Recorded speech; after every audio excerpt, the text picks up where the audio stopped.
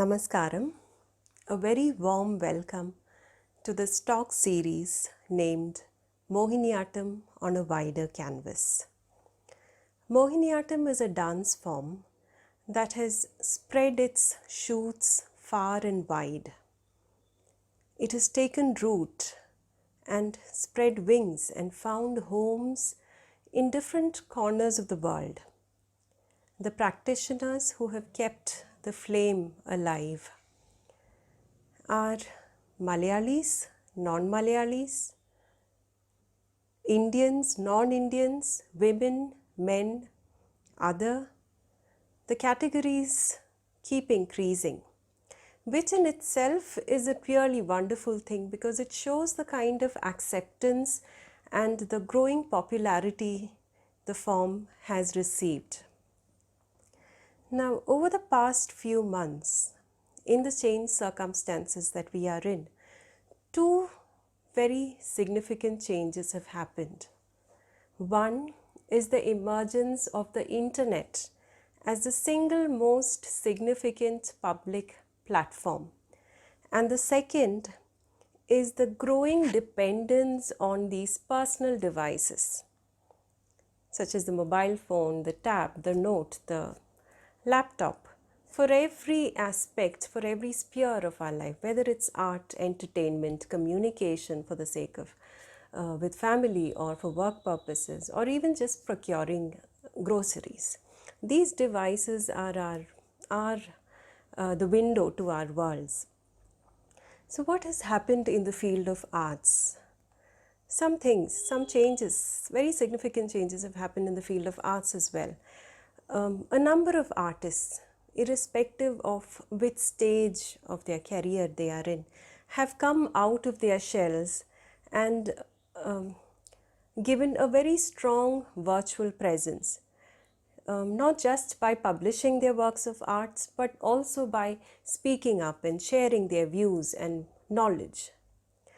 If some decades ago the Guru was suspicious of new technology, we have now entered an age where the Guru comes to you across distance, across oceans, across continents, to your personal screens, in the comfort of your homes, and teaches you.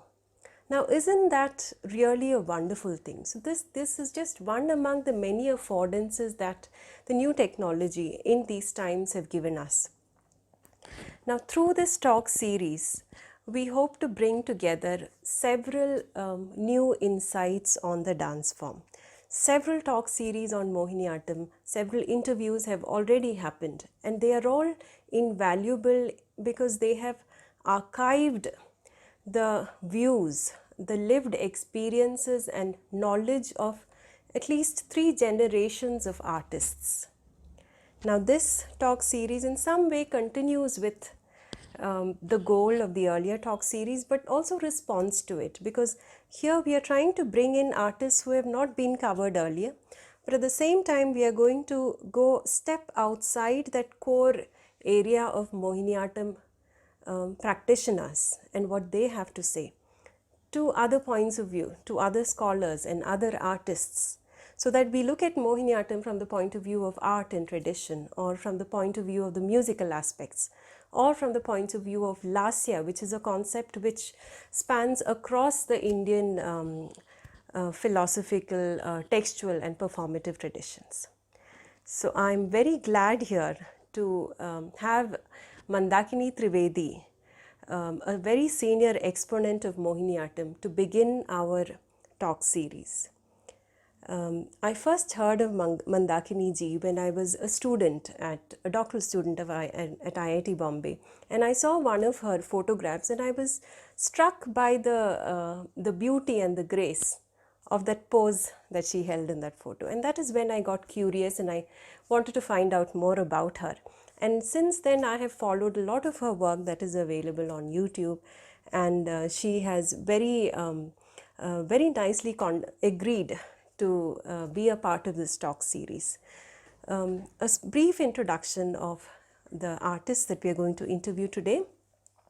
Mandakini Trivedi is a unique dance personality because she is committed to the idea of truth, to bringing out truth through her art. And for doing this, she has taken the art to its frontiers of the form. She is accomplished as a teacher, as a performer, and as a choreographer in Mohiniyattam. And in 2016, her efforts were recognized by the Sangeet Natak Academy with the endowment of the Sangeet Natak Academy Puraskar. Another area of her work is in understanding Indian dance as a complete yoga, which is rooted in the subtle yogic principles. And for this vision, she owes to her spiritual master, Swami Sri Harish Madhukar. Mandakini ji's work in Mohiniyattam has been focused on giving the dance a greater dynamism through exploring new texts, through exploring the space dimension, the rhythmic dimensions, and composing to new literature. New literature in the sense, literature that has not been composed before.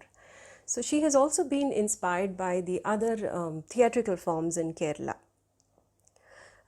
As I mentioned earlier, Mandakini ji has worked closely at identifying the elements of yoga in Indian dance in terms of its content, form and experience, and she travels India and abroad with this vision, with this motto of sharing this vision, not just with students of dance but also students of allied disciplines like design, architecture, film and animation and so on. She is the creative head of the Nateshwari Dance Gurukul, where she trains young dancers with this deep awareness of the yogic aspects of Indian dance. And another aspect, another major area of her work is at the Shakti Yoga Ashrama, where she carries on the work of her gurus, and she has been appointed as the chairperson of the Shakti Yoga Ashrama Gurukul. Mandakini ji has also authored books such as The Yoga of Indian Dance, Sutras on Dance and Nepatya, Behind the Curtain. I am very glad here to begin our talk series with Mandakini Trivedi.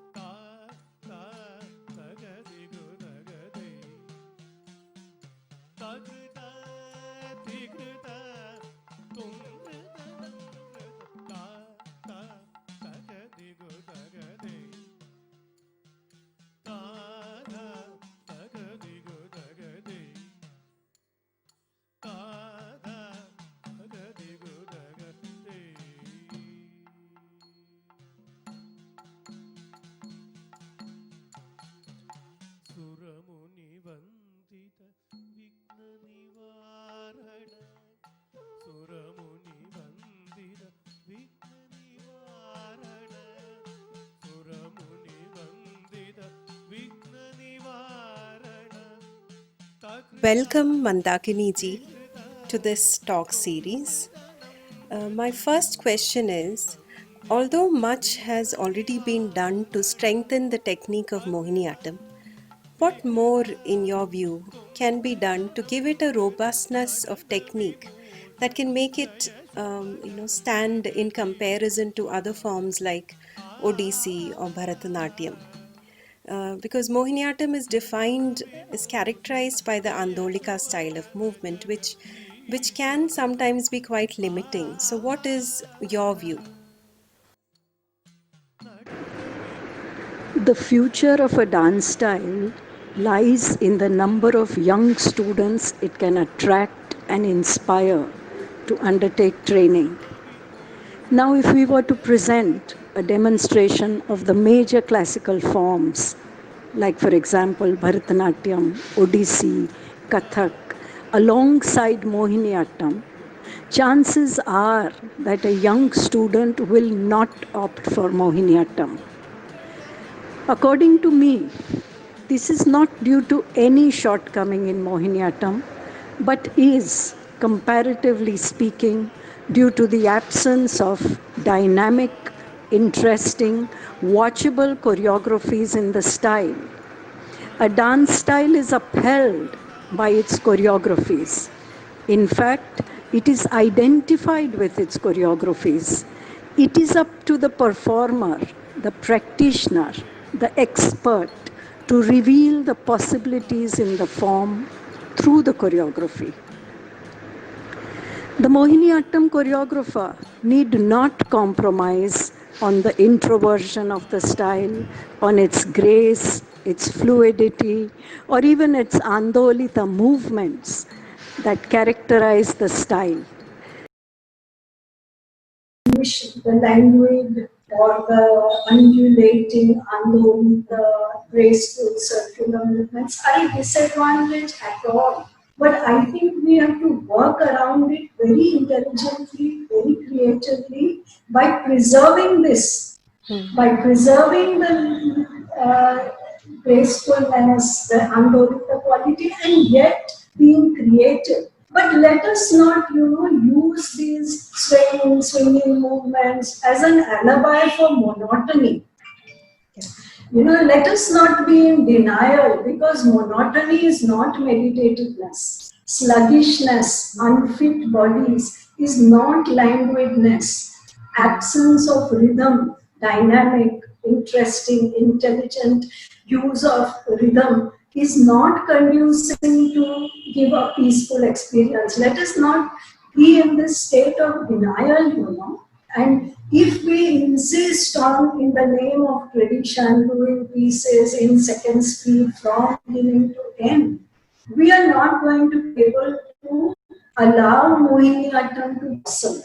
But for that to happen, a certain kind of, obsession with what the style is, what its grammar is, has to be relieved. There has to be a certain,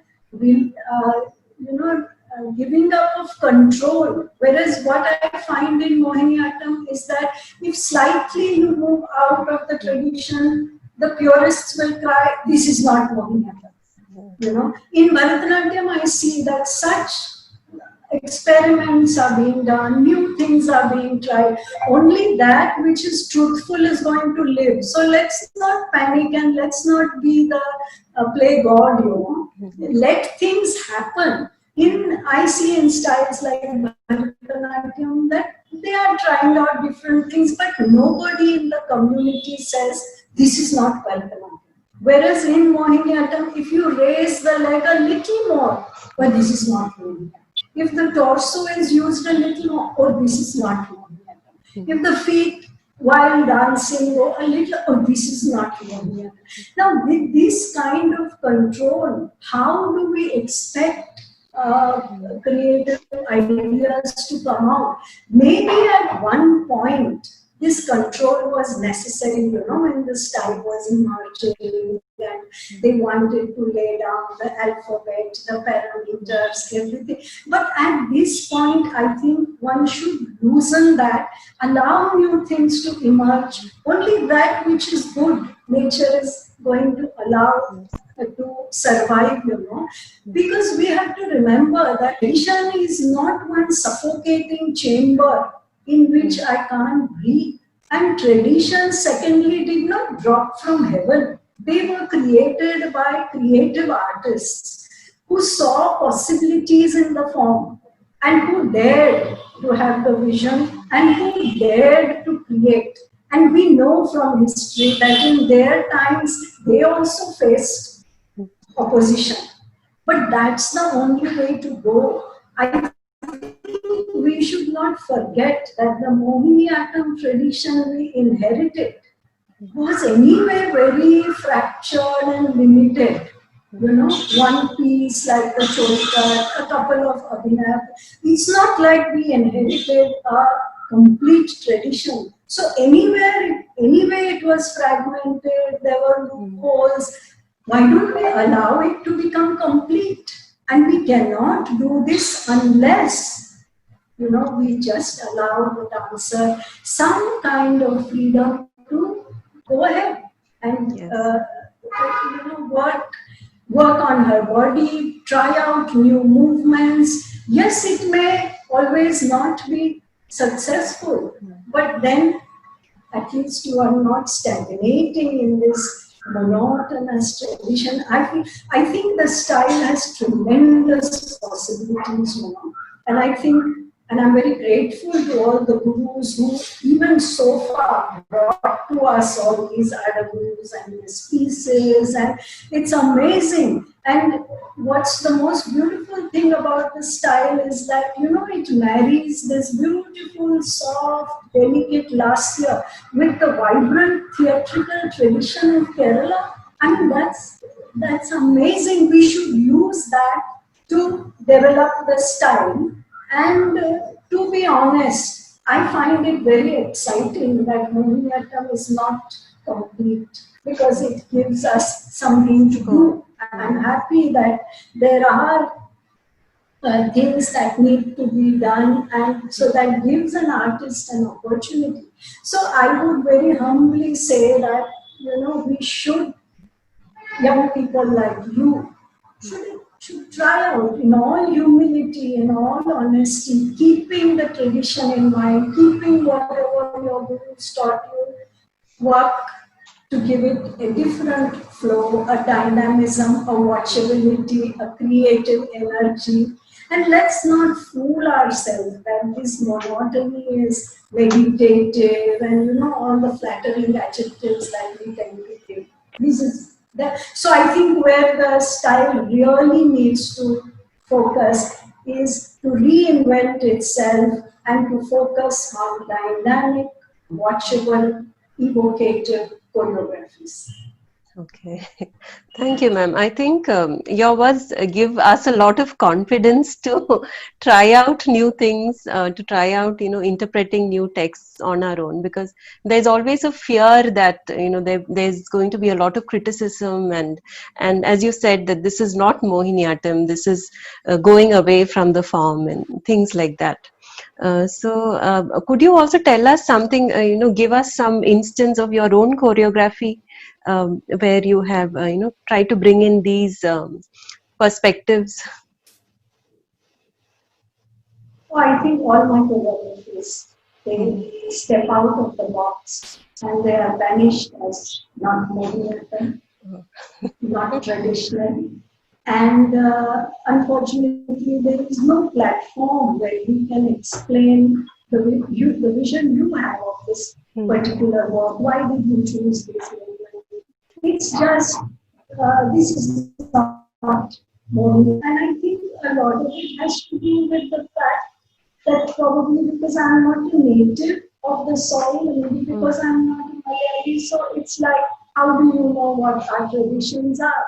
And so for me, it is just an inner burning desire, that this form has tremendous possibilities, and I want to give it a dynamism. So in every piece, I have tried to, in some way or the other, introduce dynamism on the style, experiment with movements, use these rounded movements. I actually cannot single out one piece because I seem to be thinking that way, the other way, and so almost all the pieces have that quality of somewhere not dance in the way one, and this has been the audience reaction that, oh, this is a different Mohiniyattam. See, the young student of dance and the sensitive common man loves them, but the traditionalists, they have a problem that, oh, this is not. So if you put a jump here, a twirl there, if you use cross tempi, if you organize the stage space in different dynamic ways, if you change levels, in the form, or you go to sculpture, you go to painting, you try and bring there is a feeling, unless you dance in this second speed from beginning to end, and unless you just cut paste elements as they are from the book, it is not Mohiniyattam. Whereas my effort is always, I will not cut paste the elements. I will try to, within this Andolita, within the rounded, graceful, I will definitely stick to that and the grammar that the gurus are talking of. But, so like for example, I worked on looking at all the allegories. I found that, they can be divided into 6 categories. And then I give them now Sanskrit names, like for example, it is the allegories are swinging. Okay. Then I call swing, you know what I mean, the swing. Yes. Then I say these are dolava, means they are like the swing, or they are circular. Then I say this is gurnitava, to move round and round. Or they are swaying. Then I say this is prankhanava, from moving from side. Or they are elephantine. Then I feel they are gajavat. Or they are serpentine. Then I feel this is sarpava. So when I create a movement, I try to keep, because I think these are the 6 ways in which Andolita expresses itself. So I keep this in mind. I have no intention of insolently just brushing away the tradition or the work of the gurus or the masters in any way. I'm still a student. I learn from it. But yes, I like to, it gives me joy to be creative. So I have created, like for example, I created a piece on Manmatha, on the god of love, because I feel everybody talks of states of love, but what about the god of love? Yes. So what I did is I took from the Shastras the different names of Manmatha and I made it like a jati, and then danced it out, and then I showed what is arrows. But it's a piece that is full of joy, because Manmatha's it's full of humor, it's full of joy. So I feel, why can such things not be done? Yes, the tempo may be a little faster than you are used to, but then that also should be a challenge to us dancers, that can I be flexible and supple enough to, in this speed, do the Andolita move. I think it becomes a challenge to a young student like you. You need to learn movements that you have to really work on. Then you will feel, wow, this choreography, if you can learn one piece in one day, what's a big deal?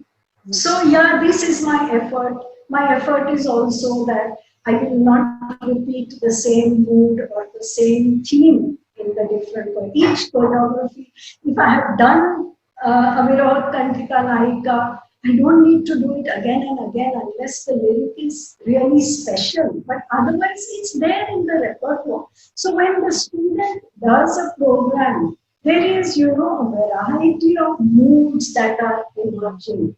So this has been my effort in all my choreographies. I cannot single out one of them. And because I wanted to introduce dynamism, I realized that, I need to change the costume.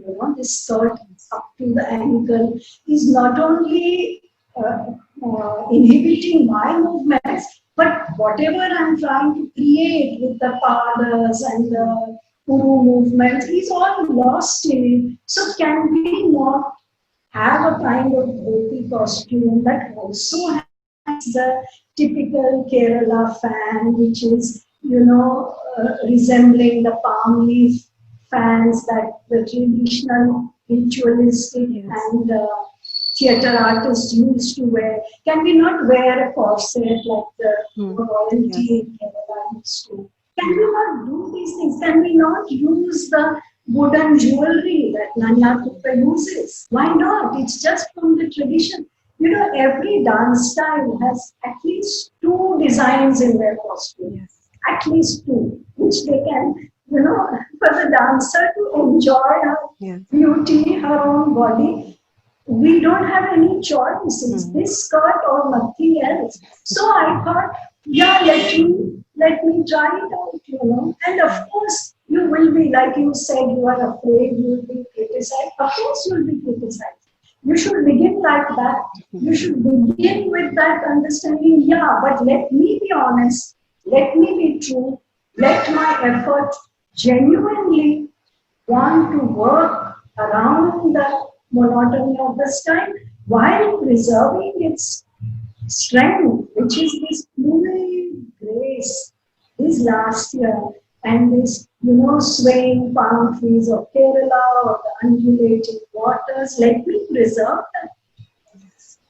So yes, I would say every choreography is like that. And when I did something like the Ganga Tattvam, I showed that on the banks of the Ganga, even corpses are being carried and burned. And there was a big debate, how can you show death on stage, etc.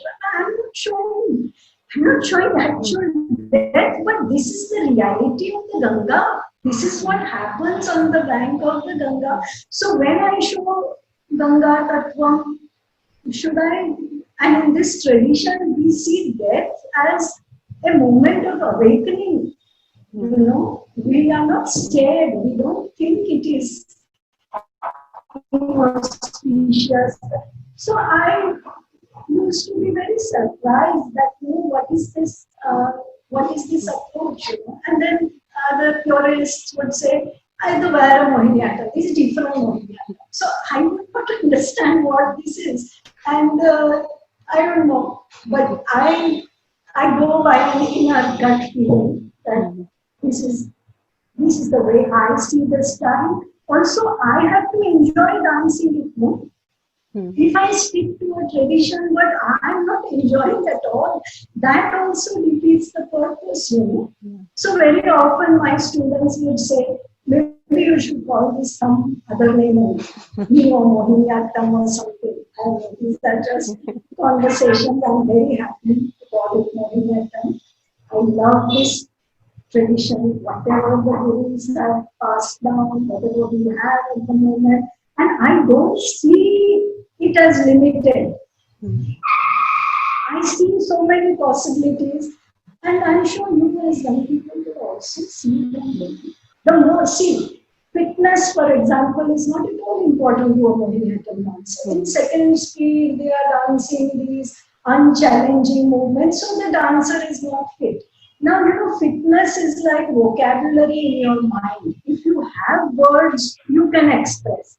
If your muscles can move, you will create movement. If your muscles can move, you can't create creative movements. So all these things need to be reintroduced into Mohiniyattam. And why not? I mean, let the richness of Kerala theatre forms. I don't think anywhere in India that is there. Yes. So we should imbibe from the larger Kerala aesthetic and enrich Mohiniyattam without just holding on to this limited tradition, which due to some reasons in history became like that. Okay. And I think we should accept that traditions are created by artists and not always just handed down. I think that, so I have stepped out in every choreography, I would say. So it's the list is too long to talk about it here. And basically, it is the choreography and a way of looking at choreography that I prefer. That's all. Otherwise, I am not at all breaking any rules, but I look at choreography. Okay. Okay, ma'am. Ma'am, could you tell us something about the choreographic process, especially for other youngsters? From if we take a new piece of literature, from that piece of literature to the final, the dance composition, how do you, go work your way through the different stages? So, first of all, I look for Sahitya that has mood in it. What you can call rasa or mood. The seed is there. If you don't choose a Sahitya which has mood, then I personally don't enjoy it because I love to soak in the mood. And I feel Kerala has this tradition of just developing a mood, from a Kathakali and Mohiniyattam are examples. From a small idea, they will just go on developing the mood. I think this comes from Ayurveda because Ayurveda has this concept that you may eat many badams, many almonds, but a single almond, if it is rubbed vigorously, it undergoes a chemical transformation and its nutritive value rises to a large extent. So this they express as Mardhanam Gunavardhanam. If you do Mardhanam, I feel Kerala has this same principle in its Natya. They will take a small idea and then keep on working around it and it becomes a wow. So for me, mood is very important. First thing I do is, does this have scope for a mood? Not something intellectual, not something purely decorative, but can it give a powerful, intense expression of the mood? The second most important thing is music. Can the music translate this mood into mood music? And I think dance is only the fragrance of music. You cannot do good dance choreography to bad music.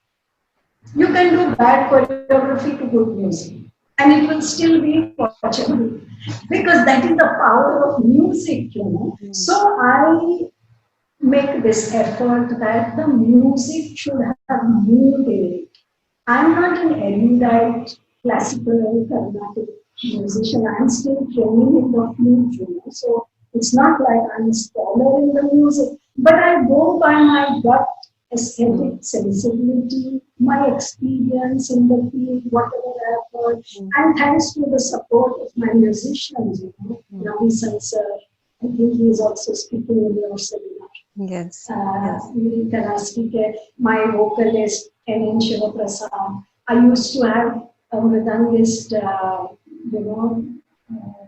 his name was, we called him Maniappan sir, Vidwan K.V.K. Maniappan, who used to be highly critical, highly perceptive, highly sensitive because he was a Malayali. He knew that music also. So, and I love the music of Kavalam Padikar sir. I feel I can just close my eyes and take any of his pieces. So the second aspect is the music. The third, finally the choreography enters into the picture, that now how do I interpret this Sahitya to give a different, give mood to it. And at that point, I just open myself up to all inputs, sculpture, painting, literature, philosophies, everything, everything that Indian culture is made of.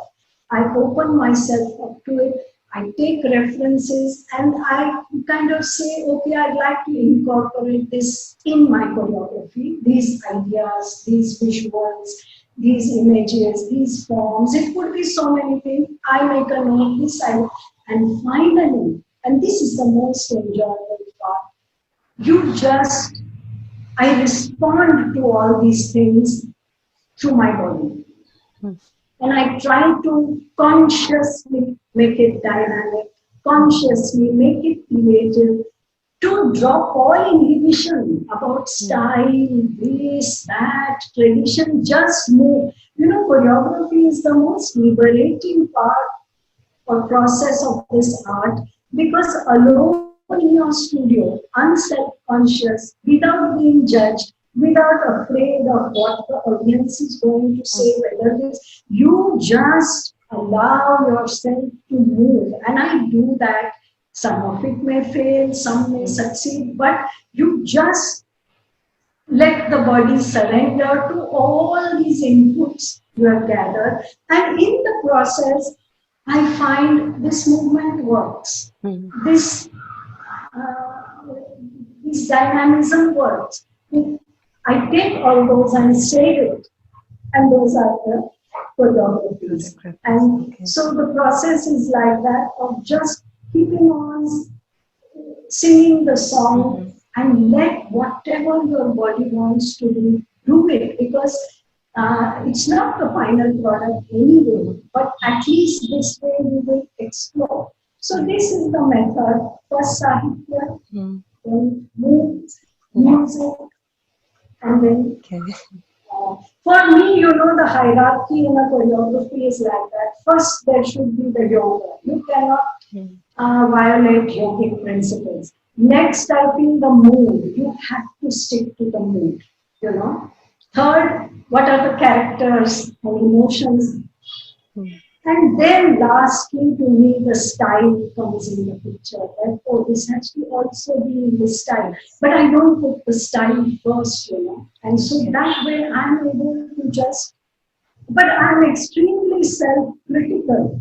So I'm not self-indulgent. I don't think, wow, I composed, so this is beautiful. I am more strict on myself than even a critic or a teacher would be. So that is my sanction, this inner guru who says, no, this is wrong, this is not the way, and then I surrender. That's me.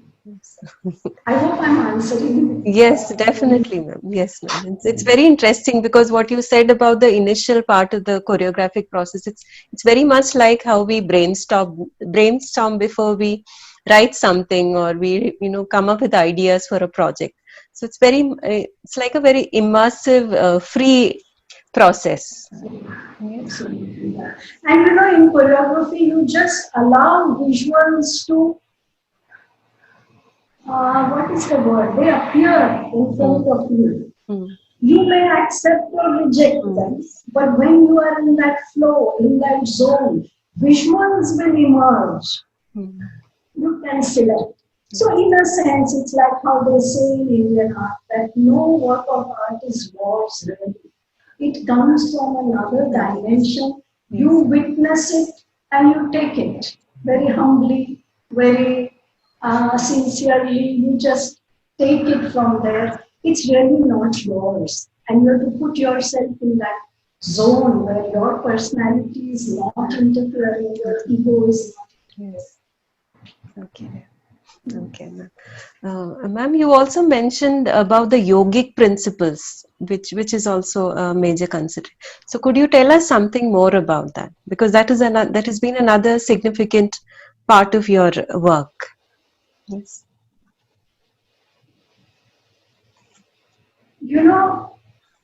Yoga does not have to be introduced in Indian dance. It is already there. I am saying look at it. It is really, in a sense, not my work. I'm just saying, look at it, it's there. Yoga is already there in all our arts, dance and performing arts especially. I mean, look at the clues are there all around, all the gods dance. In no culture the gods dance. Gods are symbols of yoga. Shiva is the lord of dances. Bharata was a muni, you know. Rasananda is like Brahmananda, the ultimate experience. Bharata says that the four Abhinayas came from the four Vedas. What more proof we want? That the history of these arts, the aesthetics of these arts, Abhinava Gupta, the last, important, not well, the most significant commentator on the Natya Shastra was a yogi. He was a practitioner of Kashmir Shaivism. He wrote books on Pratyabhijna, and he also wrote on the Natya Shastra. I mean, are all these not enough proofs? But anyway, I think it has been a while since that tradition just, and so one needs to reintroduce, redefine, and re-look at it, and that's all that I'm doing. And I find that, I mean, this is terminology that, because I'm short of words in English, the name I have given to it is that these are transcendental arts. Classical music and dance, they are transcendental arts. Their form, their content, and the experience they do. They are transcendental, they are alaukika, they are from another dimension of reality. Today, even entertainment forms are called art, and there is this big confusion that what is entertainment, what is laukika, secular art, and what is alaukika art. These are three distinct categories, and we are mixing up all this because we are not teaching our students this. So under the circumstances, it becomes necessary to say, okay, my art is not entertainment, my art is not laukika, my art is alaukika, which is, it is yogic. And so I have created a series of talk performances where I deconstruct Indian dance, to see, it's like surgery. You open up the body and you see inside, or it's like mechanics, you open up a gadget and you see. So this I enjoy doing, opening up classical Indian dance, all its facets, its form, its content, its experience. And then I see, because the yoga is hidden. This is typical of Indian forms and Indian traditions, that the highest is always hidden. It will not be on your face. It's just like vital organs of your body are hidden inside. They are not outside. Your heart and liver and all are not hanging outside. They are inside. Similarly, the Buddha, the esoteric, is all hidden inside. So what I do through these workshops is I open it out and I realize, the form is also yogic.